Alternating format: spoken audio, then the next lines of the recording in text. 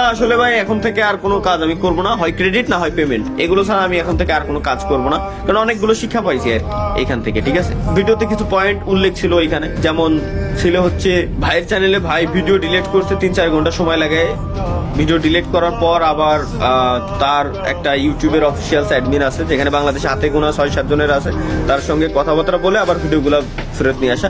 তো ভাই আপনার ভাষ্য অনুযায়ী 6-7 জনের ভিতরে বাংলাদেশে আমিও নিজেও একজন, যে কিনা গত 1.5 বছর যাবত অ্যাডমিন নিয়ে আছে। এবং আপনি কবে পাইছেন, আপনাকে কে দিছে, এবং কে কে আছে, কে কে পাচ্ছে সবই জানি। এবং ভিডিও ডিলিট করতে ভাই 3-4 ঘন্টা সময় লাগে না, আপনি আমারে বলতেন আমি ডিলিট করে দিতাম, মাত্র 4-5 মিনিটের বেশি সময় লাগতো না। শুধু এইটাই না, রিসেন্টলি ভাই ব্যাপারটা হচ্ছে এমন যে, যাই হোক, ইউটিউব অফিসিয়ালদের সঙ্গে আমি এখনো পর্যন্ত একটা কাজ করতেছি, সেটা হচ্ছে যে বাংলাদেশে সুপার চ্যাটের যে সিস্টেমটা, এটা আরো ইজি, প্লাস বাংলাদেশের ওয়ালেট গুলো অ্যাড করা নিয়ে আরো কিছু কাজ আছে, যেগুলো খুব সুন্দরভাবে যাতে হয়। এটা কি ভাই আমি আমার জন্য করতেছি, এটা আমার নেক্সট জেনারেশনের জন্য করতেছি।